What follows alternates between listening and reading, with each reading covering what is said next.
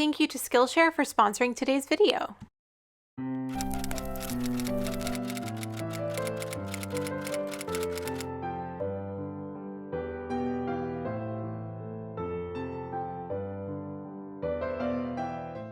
Hey guys, welcome back to my channel. I hope you're all doing really well today. So I am back today with another edition of scrap fabric sewing projects, and I had so much fun putting these together for this video. They're all like a cozy fall theme, so I really hope you guys will enjoy seeing the different projects, and I'm gonna go ahead and jump in and get started. First, let's make this adorable tea cozy. Not only are these so cute, they're also really practical for keeping your tea nice and hot, and they make a great gift as well. So I am using a little bit of floral linen fabric that I had left over from a recent dress that I made, and I am going to start by cutting out my tea cozy template. I'm cutting out 2 pieces for the outside and 2 pieces for the lining, so 4 in total.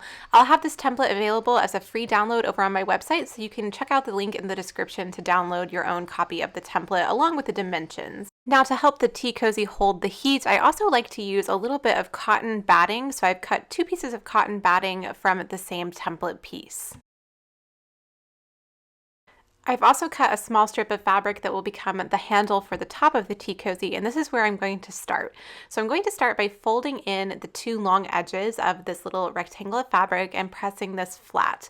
Then I will fold this piece in half so that all of the raw edges are encased and top stitch this on my sewing machine.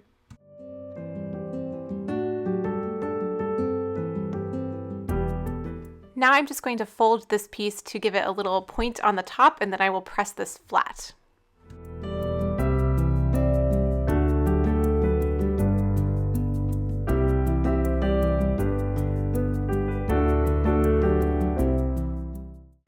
So now we can start assembling the tea cozy, and this is a little bit like making a sandwich. I'm going to start with the outer layer, and I am going to layer this over one of the pieces of cotton batting.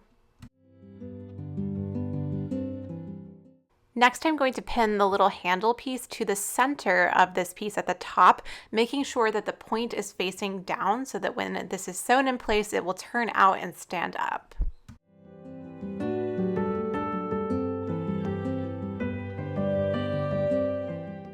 Now I can layer over my next piece of the linen fabric, making sure that the right sides are together here. And then finally, I'll top this off with another piece of the cotton batting. I'm going to pin all the way around this edge and sew this curve in place. Here's a quick look at all of those layers. So we have the cotton batting, the 2 layers of linen, and then again the cotton batting on the other side. Just make sure that those right sides are together on the fabric in the center and the little handle is sandwiched in the top. I'm also going to go ahead and sew my lining pieces together, making sure that the right sides are together here as well. And I'm using a 1/4 inch seam allowance for all of my seams here.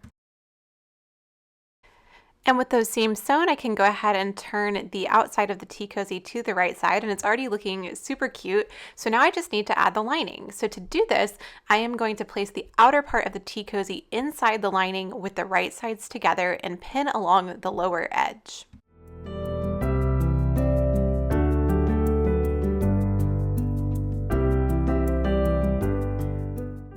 I'm going to sew all the way around the lower edge, but make sure to leave a gap in the stitching so that I can turn everything to the right side. So now I can turn the tea cozy to the right side and tuck that lining into the tea cozy. And I'm just going to fold that little gap that we left in the stitching to the inside so that none of the raw edges are exposed, and pin all the way around the hem of the tea cozy. I like to top stitch all the way around this edge, both to close up that gap and just to give a cute little top stitch look to the edge. And here is how the tea cozy turned out. I absolutely love how this fabric looks in this style, and these are just so much fun to make and really quick and easy, so I hope some of you guys will try it out as well.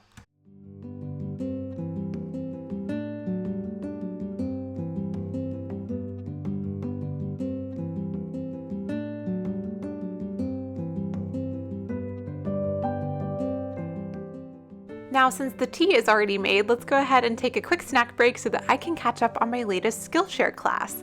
I love learning through video, so Skillshare is the perfect learning platform for me, and I'm so excited to be partnering with them on today's video. Skillshare is an online learning community with thousands of inspiring classes for creators, and they have topics ranging from sewing to graphic design, photography, productivity, and so much more. I love using Skillshare both to brush up on old skills and explore brand new ones. And recently, Skillshare has been helping me brush up on my Adobe Illustrator skills. I'm currently working on finalizing a new pattern design for my website, and I use Illustrator to create my digital patterns. I've really been enjoying the Adobe Illustrator Essentials training by Daniel Scott on Skillshare, and even though I took graphic design class back in college, I found that the Skillshare class is so much more thorough in helping me get the most out of this software.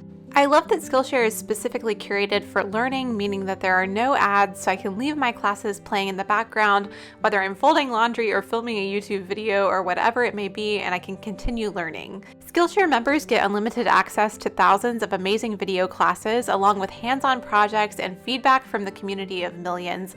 And most classes are under 60 minutes, so there's definitely something to fit with every schedule. And Skillshare has an amazing special offer for you guys today. The first 1,000 of my subscribers to click the link in the description will get a 1-month free trial of Skillshare, so you can start exploring your creativity today. Thank you again so much to Skillshare for sponsoring today's video, and let's get back to these scrap fabric projects. Next, let's make this adorable quilted leaf, which I'm using as a coaster or a trivet, but I think it would be so cute to use as fall decor and make a garland of these. So for mine, I'm using this scrap of linen and fabric that I had left over from an apron I made for a friend. And I'm just going to start by cutting out a leaf shape from my fabric, making sure to cut 2 layers of this leaf shape and one out of some batting. The batting I'm using is quite thick, but it will compress quite a lot when I do the quilting, so you'll see that happen as we go. So now I'm going to sew these 3 pieces together with the fabric with the right sides together and the batting on one side. And I'm going to sew all the way around the edge, but leave a gap to turn the pieces towards the right side. So now I'm going to turn the little leaf towards the right side, making sure that the batting is between the 2 layers of fabric, and then I'm ready to sew up the gap that we left in the stitching. I'm going to tuck in those raw edges towards the center of the leaf, and then I'm just going to sew this up by hand because I found that that was a little bit easier with a narrow seam allowance and gave me a little bit more control, but you could definitely sew this up on the machine if you prefer.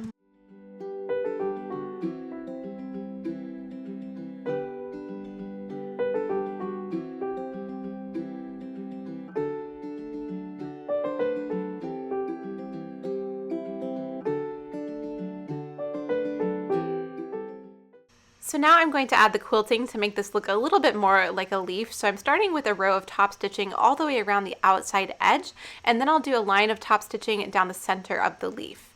Then I'll use my stitching just to create the veins of the leaf, and I'm making sure to backstitch at the end of each of these seams.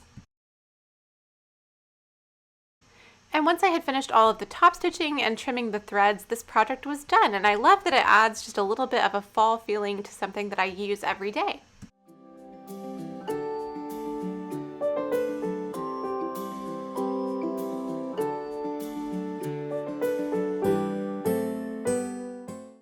Next, let's make these fabric pumpkins. I got this idea from a video that Drew from Lone Fox did, but I wanted to put my own spin on it, so let me show you how I made these. For this project, I'm using these leftover pieces of corduroy that I had from a pair of pants that I made recently, and I've cut out this rectangle that's about 11 by 20 inches. You could really make these any size that you want, but I just wanted to give you my frame of reference here. So to make the pumpkin, I'm going to start by sewing my fabric into a tube by folding it with the right sides together and sewing it along one side.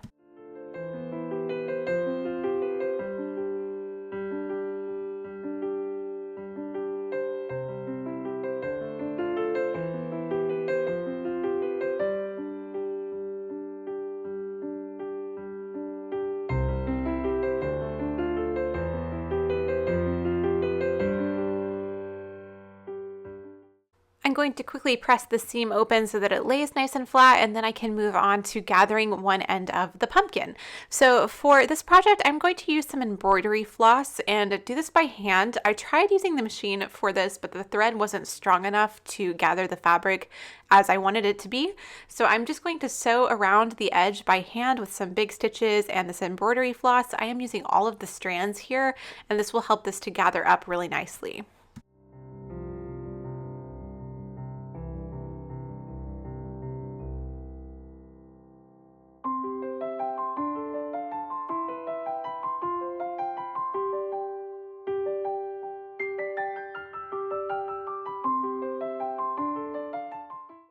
Now I'm going to pull on both ends of the embroidery floss to gather the fabric together as tightly as possible, and I'm going to securely knot the embroidery floss together and trim off any excess.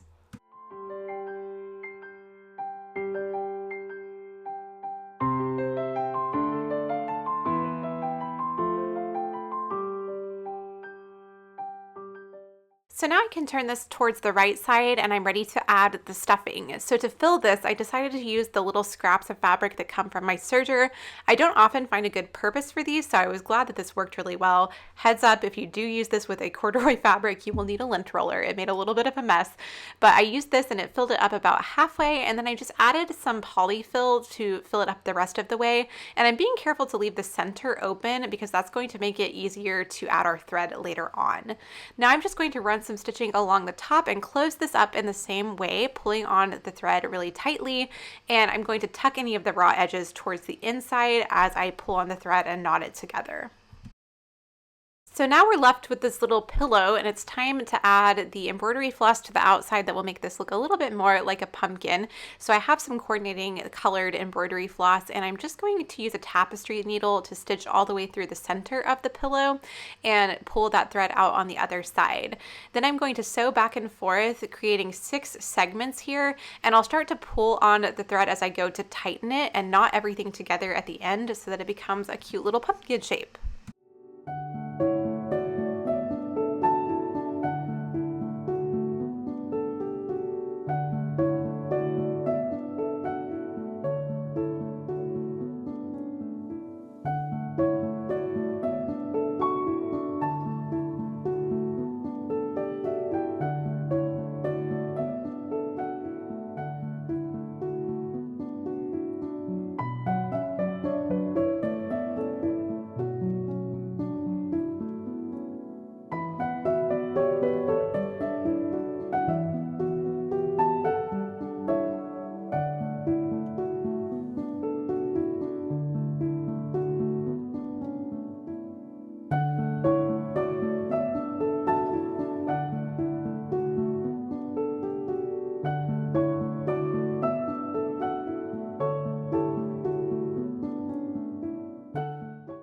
And with my thread knotted together, I'm just going to fluff this up a little bit and make sure it's the shape that I want it to be, and then I'm ready to add my stem and my leaves. To make the stem, I'm going to use a little bit of grosgrain ribbon that I happen to have in my fabric stash, and I'm just going to cut a small piece of this and fold it in half and then tuck it into the center of the pumpkin. I am going to use glue to adhere the stem and leaves to the little pumpkin. You could use sewing if you wanted to, but I just found glue worked well and worked for what I wanted to do. Then for the leaves, I had these really small scraps of this beautiful Rifle Paper Company fabric, and I decided to cut some leaves out of these because I couldn't think of much else to do with these scraps. So I cut out 3 of the little leaf motifs, and then I just used some fray check to keep the edges from fraying and glued them to the top of the pumpkin.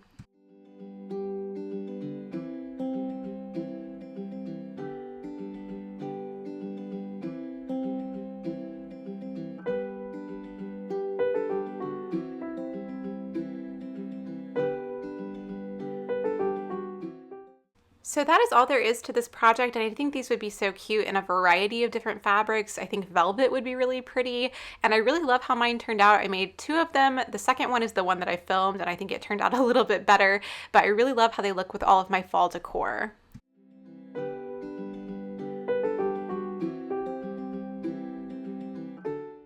And then finally, let's use up some really small scraps and make a cute bookmark. So for this project, I am using the rest of those small scraps of Rifle Paper Company fabric that I cut the leaves out of just a second ago. And I'm just going to cut out 2 rectangles of this fabric that will be the appropriate size for a bookmark.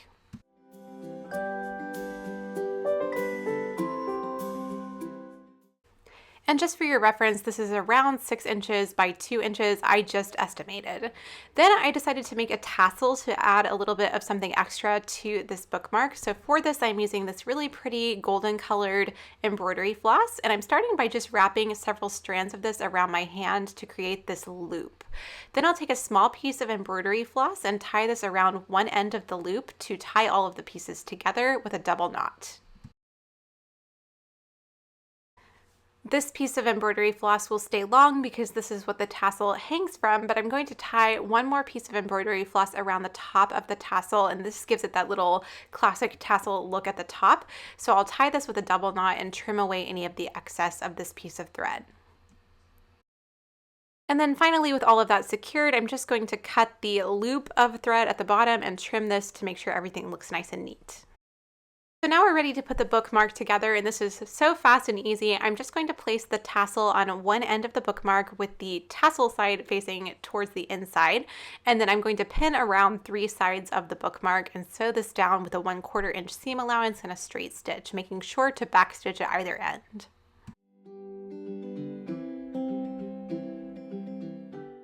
Also around 3 sides of the bookmark, making sure that the end that does not have the tassel stays open to turn this towards the right side, and then I'm ready to sew around the edges. Now, one thing I wish I had done that I did not do was to backstitch over the area where the tassel is attached. I ended up having to knot my thread on the inside to make sure that it did not slip out of place because my stitching length was not short enough to catch that. So a solution to that would just be to backstitch over that area several times and you should be good to go. So now I'm just going to turn my bookmark right side out and press it flat, and then turn in the raw ends on the end that we left open and press those down towards the inside of the bookmark.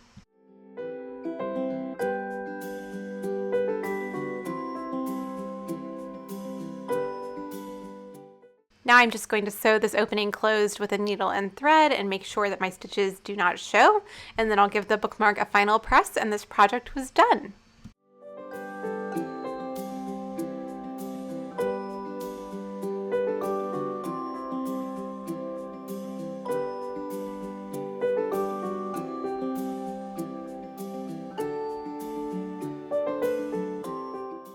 This project was so quick and easy to make, and it's a great way to preserve a beautiful little piece of fabric that you just don't want to get rid of. I'm really happy to have this print as a bookmark, and I love that the tassel adds a little something extra to it.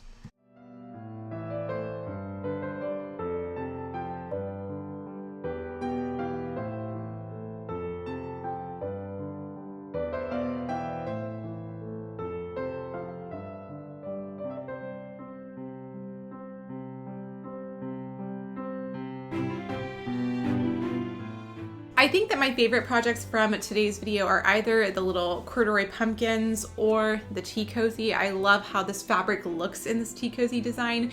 And if you're interested in making this one, be sure to download the free template at my website. That will be linked in the description box down below.